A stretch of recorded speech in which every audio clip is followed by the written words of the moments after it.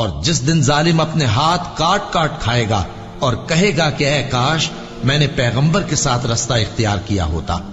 ہائے شامت کاش میں نے فلاں شخص کو دوست نہ بنایا ہوتا، اس نے مجھ کو کتاب نصیحت کے میرے پاس آنے کے بعد بہکا دیا۔ اور شیطان انسان کو وقت پر دغا دینے والا ہے۔ یوں نہیں، جب زمین کوٹ کوٹ کر برابر کر دی جائے گی اور تمہارا پروردگار جلوہ فرما ہوگا اور فرشتے قطار در قطار آ جائیں گے اور دوزخ اس دن سامنے لائی جائے گی، تو انسان اس دن سوچے گا، مگر اب سوچنے سے اسے فائدہ کہاں مل سکے گا؟ کہے گا کاش میں نے اپنی اس زندگی کے لیے کچھ آگے بھیجا ہوتا،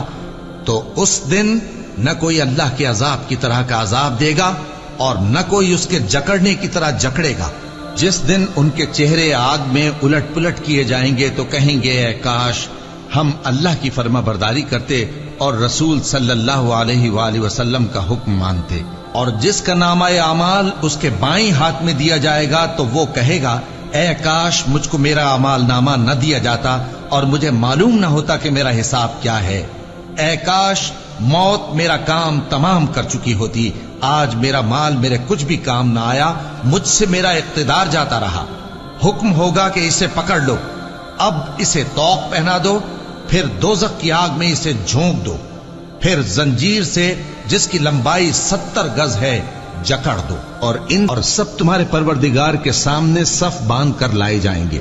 تو ہم ان سے کہیں گے کہ جس طرح ہم نے تم کو پہلی بار پیدا کیا تھا اسی طرح آج تم ہمارے سامنے آئے، لیکن تم نے تو یہ خیال کر رکھا تھا کہ ہم نے تمہارے لیے قیامت کا کوئی وقت مقرر ہی نہیں کیا، اور اعمال کی کتاب کھول کر رکھی جائے گی تو تم گناہگاروں کو دیکھو گے کہ جو کچھ اس میں لکھا ہوگا اس سے ڈر رہے ہوں گے اور کہیں گے ہائے شامت، یہ کیسی کتاب ہے کہ نہ چھوٹی بات کو چھوڑتی ہے نہ بڑی کو، کوئی بات بھی نہیں مگر اسے لکھ رکھا ہے، اور جو جو عمل کیے ہوں گے سب کو حاضر پائیں گے، اور تمہارا پروردگار کسی پر ظلم نہیں کرے گا۔ کاش تم ان کو اس وقت دیکھو جب یہ دوزخ کے کنارے کھڑے کیے جائیں گے اور کہیں گے کہ اے کاش ہم پھر دنیا میں لوٹا دیے جائیں تاکہ اپنے پروردگار کی آیتوں کی تکذیب نہ کریں اور مومن ہو جائیں۔ ہاں، یہ جو کچھ پہلے چھپایا کرتے تھے آج ان پر ظاہر ہو گیا ہے، اور اگر یہ دنیا میں لوٹائے بھی جائیں تو جن کاموں سے ان کو منع کیا گیا تھا وہی پھر کرنے لگے۔ کچھ شک نہیں کہ یہ جھوٹے ہیں۔